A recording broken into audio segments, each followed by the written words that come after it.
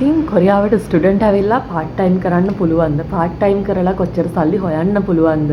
Part time කරලා පොඩ්ඩක් සල්ලි ඉතුරු කරගන්න පුළුවන්ද? ඉතින් එක්ස්පෙන්සස් ඔක්කොම කවර් කරගන්න පුළුවන්ද? ඔයගේ ප්‍රශ්න ගොඩක් ඔයාටත් තියෙන්න පුළුවන්. එහෙනම් වීඩියෝ එක අන්තිම වෙනකම් බලන්න. මේ හැම ප්‍රශ්නයකටම උත්තර මේ වීඩියෝ එකෙන් මම ගේන්න බලාපොරොත්තු වෙනවා.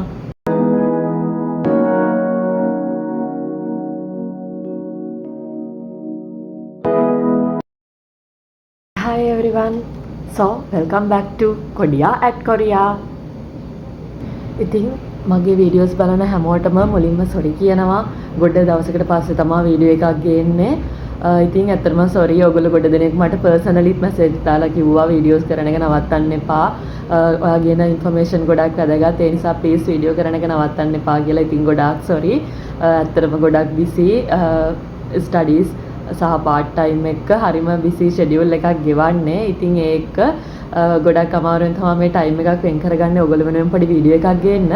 එහෙනම් මගේ channel එක තාමත් subscribe කරලා නැත්නම් subscribe කරලා bell icon එකත් click කරලා තියාගන්න. කොරියාවට student visa එන්න ඉන්න ඔයාටත් ඇවිල්ලා ඉන්න ඔයාටත් වැදගත් ගොඩක් විස්තර මගේ channel එකෙන් ඔයාට ගන්න පුළුවන් වෙයි. ඉතින් අද මම මේ වීඩියෝ එකෙන් කතා කරන්න යන්නේ කොරියාවට ස්ටුඩන්ට් වීසා එන්න ඉන්න ඔයාට ප්‍රශ්න තියෙන්න පුළුවන් පාර්ට් ටයිම් කරලා මගේ ලිවින් එක්ස්පෙන්සස් කවර් කරගන්න පුළුවන්ද? මට ලංකාවෙන් ආයෙම සල්ලි ගෙන්න ගන්න වෙයිද? සමහර විට ඔයා ලෝන්ස් දාලා එනවා වෙන්න පුළුවන්. මට මගේ ලෝන්ස් ටික කවර් කරගන්න පුළුවන් වේද? ඔය වගේ ගොඩක් ප්‍රශ්න තියෙන්න පුළුවන්. ඉතින් ඒ නිසා මේක ගොඩක් වැදගත් පොයින්ට් එකක්. එහෙනම් අපි කතා කරලා බලමු මේ පාර්ට් ටයිම්ස් ජොබ් පිළිබඳව. ඒවෙන් කොච්චර වට earn කරන්න පුළුවන්ද? ඔයා ඒව කරන්න fulfill කරන්න ඕන requirements වගේ හැම දෙයක්ම අපි එහෙනම් මේ වීඩියෝ එකෙන් කතා කරමු. ඇත්තටම ස්ටුඩන්ට් වීසා වලින් කොරියාවට මේන් කැටගරිස් දෙකකින් යනවා. පළවෙනි එක තමයි D2 අනිත් එක තමයි D4. මේ D2 කියන්නේ ඔයගොල්ලෝ දන්නවා බැචලර්ස් මාස්ටර්ස් associate degrees වගේ වලට එන ස්ටුඩන්ට්ස් ලට ලැබෙන වීසා එක. එතකොට D4 කියන්නේ language ඉගෙන ගන්න එන ස්ටුඩන්ට්ස් ලට ලැබෙන වීසා එක. එතකොට ඔයාලට ප්‍රශ්නයක් තියෙන්න පුළුවන් මේගොල්ලන්ට part time කරන්න පුළුවන්ද වගේ දේවල්. ඇත්තටම මේ වීසා කැටගරිස් දෙකටම part time කරන්න පුළුවන්. ඒ වීසා එකටම allowed කරනවා immigration එකෙන්ම part time කරන්න පුළුවන් කියලා D2 සහ D4 කියන වීසා කැටගරිස් දෙකේම ස්ටුඩන්ට්ස් ලට part time කරන්න පුළුවන්. මුලින්ම අපි කතා කරමු D4 ගැන. එතනදී පොඩි requirements ටිකක් තියෙනවා. ඒ කියන්නේ D4 වලින් කොරියාවට එන ස්ටුඩන්ට්ස් කෙනෙක්ට ආපු ගමන් එයාට part time කරන්න බෑ. part time කරන්න පුළුවන් හැබැයි ආපු ගමන් බෑ. ඔයාට මාස 6ක් වගේ කාලයක් කොරියාව තුළ ඉන්න වෙනවා. මාස 6කින් වගේ කාලෙකින් පස්සේ තමයි D4 වලින් එන ස්ටුඩන්ට් කෙනෙක්ට part time කරන්න හැකියාව ලැබෙන්නේ. ඒ කියන්නේ එයා මාස 6ක් වගේ language training එකට යන්නම වෙනවා. එතකොට ඒ කාලය ඇතුළත එයාට part time කරන්න බෑ. එතකොට එයාට මාස 6කින් පස්සේ part time කරද්දිත් requirements ටිකක් තියෙනවා. ඒ වෙද්දිත් එයා topic level 2 or above pass වෙලා තියෙන්න ඕනේ. සහ එයාගේ language training program එකේදී යාට attendance 90ට වඩා තියෙන්න ඕනේ. සහ topic level 2 or above pass වෙලා තියෙන්න ඕනේ මම කලින් කිව්වත් වගේ. ඉතින් මේ requirements ටික fulfill කරාම D4 student කෙනෙක්ටත් part time jobs කරන්න පුළුවන්. D2 එකේ ඔයගොල්ලෝ දන්නවා visa categories තුනක් තියෙනවා. D21, D22 සහ D23 කියලා. එතකොට මේගොල්ලන්ටත් part time කරන්න තියෙන කාල සීමාවල් එයාගේ visa එක අනුව වෙනස් වෙනවා. ඉතින් අපි මුලින්ම කතා කරමු part time කරන්න ස්ටුඩන්ට් කෙනෙක්ට මොනවද තියෙන්න ඕන requirements කියලා. කියන්නේ ඔයා කොරියාවට ස්ටුඩන්ට් වීසා එකකින් ආවා කියලා ඔයාට ඕන විදිහට ජොබ් කරන්න බෑ. එතකොට මුලින්ම ස්ටුඩන්ට් කෙනෙක් enroll වෙලා ඉන්න ඕන. වාගේ යුනිවර්සිටි එකේ courses වලට enroll වෙලා ඉන්න ඕනේ. ඊට පස්සේ ඔයාගේ language proficiency එක කියන්නේ topic exam එකක් හරි IELTS හරි fulfill කරලා තියෙන්න ඕනේ. මොකද මේවා අනුව ඔයාට කරන්න part time කරන්න තියෙන කාල සීමාවල් වෙනස් වෙනවා. මම මේ කතා කරන්නේ part time පිළිබඳ legal side එක විතරයි. side එක ගැන මම කතා කරන්න කැමති නෑ. legal side එක විතරයි මම මේ කතා කරන්නේ student කෙනෙක්ට part time කරන්න තියෙන. ඊට පස්සේ අනිවාර්යයෙන්ම part time කරන්න නම් ස්ටුඩන්ට් කෙනෙක් ඉමිග්‍රේෂන් එකේ පර්මිෂන් එක ගන්න ඕනේ. කියන work permit එක අරගෙන ඕනේ part time කරන්න legally. එතකොට මේ work permit එක ගන්නත් ඔයා කොරියාවට ආපු ගමන් ඔයාට work permit එක ලැබෙන්නේ නැහැ. මුලින්ම ඔයාගේ ARC එකේ එහෙම නැත්නම් aliens registration card එකේ එහෙමත් නැත්නම් simply කිව්වොත් Korean ID එක ලැබෙනකන් ඉන්න ඕනේ. ඊට පස්සේ තමයි මේ part time work permission එකට apply කරන්න පුළුවන්. එතකොට සාමාන්‍යයෙන් ID එක එන්නත් අඩුම අවම මාසයක් වගේ කාලයක් යනවා. එතකොට මේ මාසෙන් පස්සෙත් ඔයා apply කරලා තව පොඩි කාලයක් wait කරන්න වෙනවා.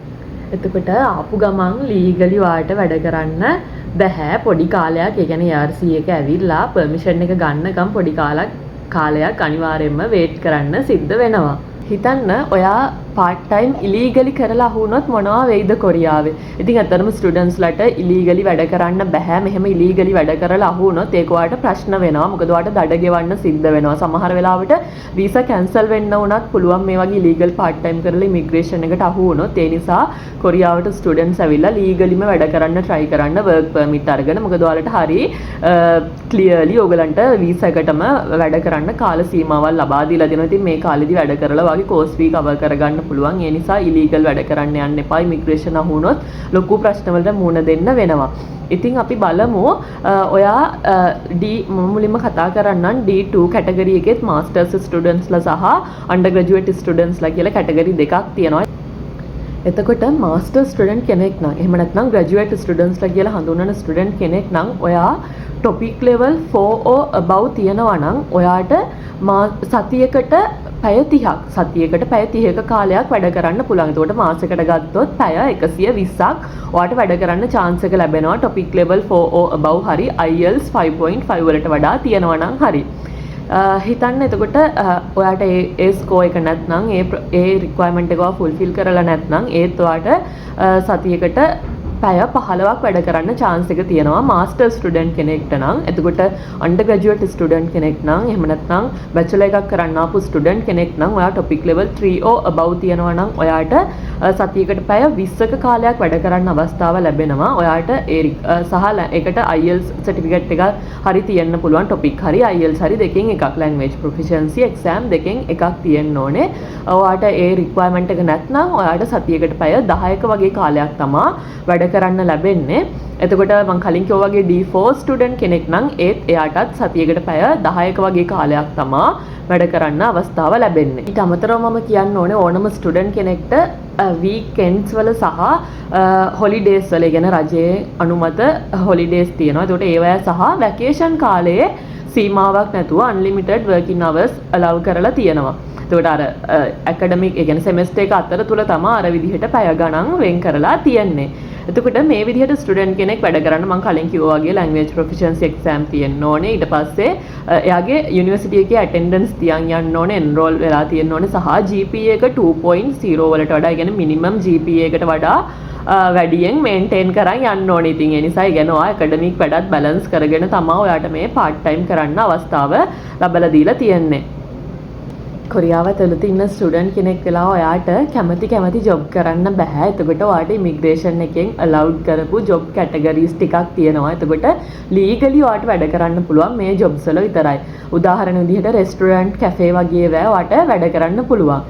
ඊට පස්සේ ඔයාට සේල්ස් ඇසිස්ටන්ට්ස්ලා විදිහට, ඒ කියන්නේ සුපර් මාකට් වල වගේ සේල්ස් ඇසිස්ටන්ට්ස්ලා විදිහට වැඩ කරන්න පුළුවන්. එහෙම නැත්නම් ඔෆිස් ඇසිස්ටන්ට්ස්ලා විදිහට වැඩ කරන්නත් පුළුවන්. එහෙම නැත්නම් ඔයාට හොඳට කොරියන් පුළුවන් කෙනෙක් නම් ට්‍රාන්ස්ලේෂන් සර්විස් වගේ වැඩ කරන්නත් පුළුවන්. ඕ වගේ එයාලා allowed කරපු ජොබ් කැටගරිස් ටිකක් තියෙනවා. ඒකට මේ වගේ තමයි ඔයාට ලීගලි කොරියාව තුල ස්ටුඩන්ට් කෙනෙක්ට වැඩ කරන්න පුළුවන්. ඒකට හේතුව තමයි ඔයාට කරන්න බැරි ජොබ්ස් වගේකුත් තියෙනවා. ඒකට ඔයාට කරන්න බැරි ජොබ්ස් තමයි ඔයාට කන්ස්ට්‍රක්ෂන්, මැනුෆැක්චරින් වගේ ඒවායේ ජොබ් කරන්න බෑ.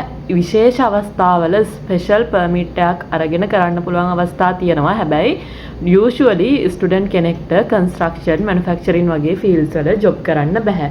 ඊට අමතරව එන්ටර්ටේන්මන්ට් ෆීල්ඩ් එක කියන්නේ ක්ලබ් පබ් වගේ ඒ වගේ වැඩ කරන්නත් බෑ. ඊට පස්සේ ප්‍රයිවට් ටියුටරින් කරන්න බෑ. යනවාට ඕන විදිහට ගිහිල්ලා ක්ලාස් කරන්න වගේ බෑ. මොකද මෙහි এডুকেෂන් ෆීල්ඩ් එකට ස්පෙෂල් ක්වොලිෆිකේෂන් තියෙනවා.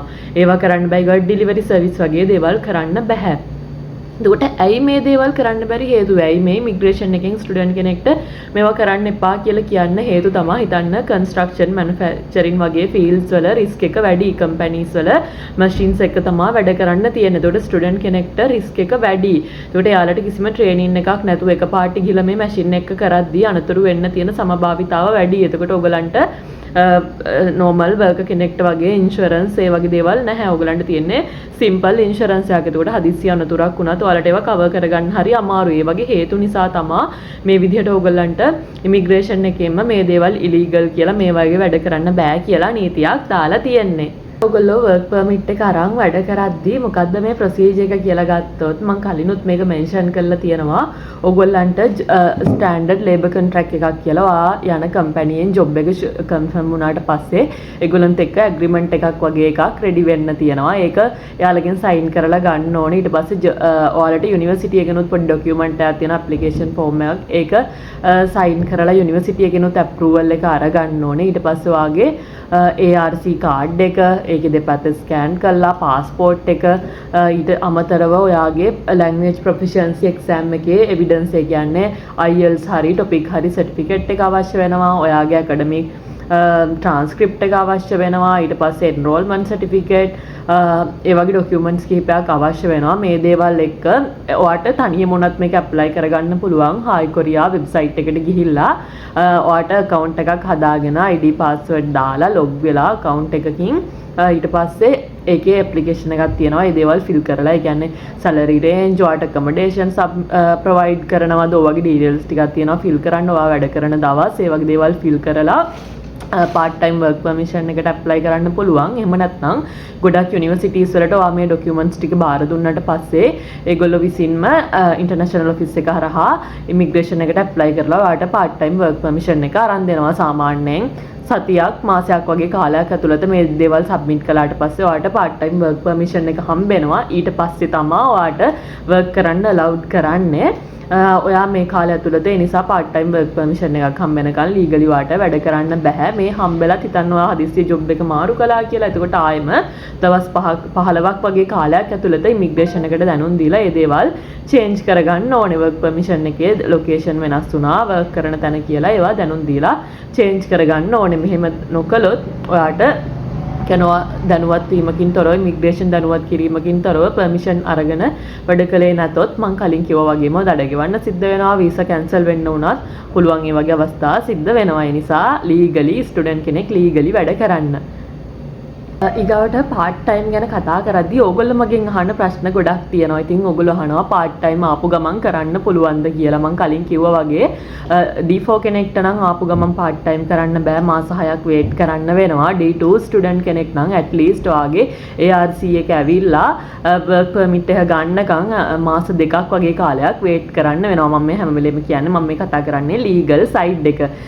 ඉතින් ඊගාවට ඕගොල්ලෝ අහනවා ඕගොල්ලන්ගේ expenses part time වලින් cover කරගන්න පුළුවන්ද කියලා. මෙහෙමයි expenses සාමාන්‍යයෙන් part time කරලා ස්ටුඩන්ට් කෙනෙක්ට මෙහෙන් අවමය මානන් 150ක් වගේ ගාණක් අතර ගන්න පුළුවන්. ඊට වඩා ගන්න earn කරන කට්ටියක් ඉන්නවා. මම කියන්නේ සාමාන්‍ය minimum අවම 150ක වගේ ගාණක් වගේ අතර ගන්න පුළුවන්. ඒතර මානන් 150ක් කියන්නේ ලංකාවේ සල්ලි වලින් ගත්තොත් ඒක 2000න් වැඩි කරන්න. ඒ කියන්නේ ලක්ෂ 3ක වගේ ප්‍රමාණයක් ඔයා අතට එනවා. එතකොට ඔයාගේ living expenses cover කරගෙන tuition fee cover කරගන්න මේ ප්‍රමාණය හොඳටම ඇත්ති. ඉතින් ස්ටුඩන්ට් කෙනෙක්ට ඒ නිසා part time එකක් හම්බුනොත් එයාගේ living expenses cover කරගන්න පුළුවන්. හැබැයි මෙහෙම ප්‍රශ්න තියෙන ගොඩක් අය අහනවා part time හොයාගන්න පුළුවන්ද? ඔයගේ ප්‍රශ්න.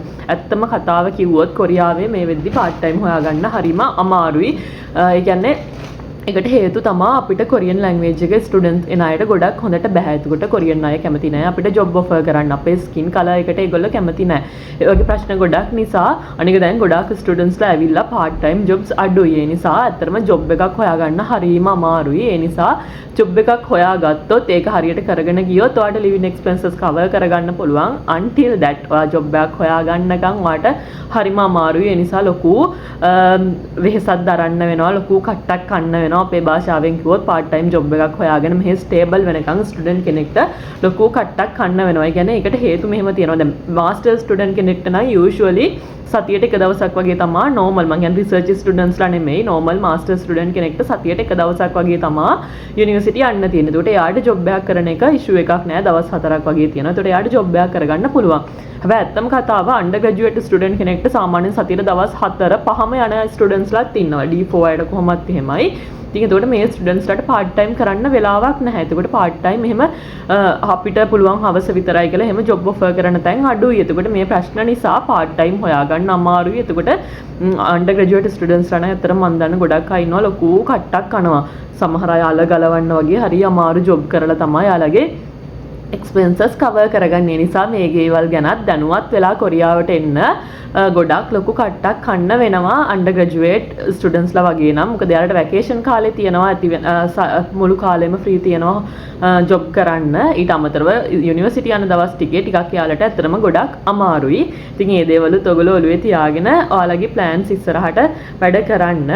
අනිත් දේ තමයි මම suggest කරන්න කැමතියි ඔයගොල්ලෝ ලංකාවෙන්ම එද්දි පුළුවන් නම් Korean language එක හොඳට ඉගෙනගෙන එන්න. එතකොට ඔයාලට at least Korean ටිකක් හරි කතා කරගන්න පුළුවන් නම් jobs හොයාගන්න ලේසි වෙනවා. ටිකක් විතර කිසිම දෙයක් දන්නේ නැතුව එනවට වඩා. ඊට අමතරව කට්ටිය මගෙන් අහනවා job හොයාගන්නේ කොහොමද එහෙම කියලා. ඇත්තටම අහනවා ආයේ ඒජන්සි වලින් job හොයලා දෙනවද කියලා. මන් දන්න බහුතරයක් ඒජන්සි කොරියාවට ස්ටුඩන්ට් ගෙන්නන බහුතරයක් ඒජන්සි ඔයාලට කිව්වට ඒගොල්ලෝ කවුරුත් ඔයාලට job හොයලා දෙන්නේ නැහැ. ඔයා හොඳට දැනුවත් වෙලා එන්න. කොරියාවට ආවට පස්සේ ඔයාට තියෙන්නේ ඔයාගේ පිට විතරයි. ගොඩක් අය personal contacts තියෙනවා නම් දන්න කවුරු හරි ඉන්න කෙනෙක් ඉන්නවා නම් එයාට යාලා through jobs හොයාගන්න පුළුවන්. ඒ අරින්න ඒජන්සි වලින් නම් එහෙම ලොකු සපෝට් එකක් ඔයාලට හම්බෙන්නේ නැහැ job හොයාගන්න කියලා. එහෙම කරන ඒජන්සි තියෙනවා නැත්තේ නැහැ. ඒත් බහුතරයක් ඒජන්සිස් එහෙම ඕගලන්ට job හොයලා දෙන්නේ නැහැ. ඊට අමතරව ඕගලන්ට job හොයාගන්න විදි ගත්තොත් මෙහි තියෙනවා අරබයිට් සමුසිල් කියලා කියන අරබයිට් හොයලා දෙන ඔෆිස්. ඒවා through හොයාගන්න පුළුවන්. දන්න personal contact through හොයාගන්න පුළුවන්. ඊට අමතරව මෙහි තියෙනවා apps ඒ කියන්නේ මෙහි තියෙනවා තංගන් app කිහිපයක් part time job එයාලා ඒකේ දානවා. එතකොට ඒ වගේ ඒවා වලින් job හොයාගන්න පුළුවන්. ඒ විදිහට තමයි job හොයාගන්න තියෙන්නේ. උනට මම ආයෙම කියනවා job හොයාගන්න එක ඇත්තටම ටිකක් අමාරුයි දැන් කොරියාවේ. ඉතින් එහෙනම් ওই විදිහට තමයි මම හිතනවා ස්ටුඩන්ට් වීසා වලින් එන කෙනෙක්ට part time කරන්න තියෙන වටපිටාව part time කරලා යාගේ expenses cover කරගන්න දේවල් ගැන ඔයාලට පොඩි idea එකක් එන්න නැති එහෙනම් මේ වීඩියෝ එකනොත් එහෙනම් ඉතින් මම හිතනවා මේ වීඩියෝ එකනොත් ඔයා මොනවා හරි දෙයක් දැනගන්න ඇති. එහෙනම් thank you so much for watching my videos.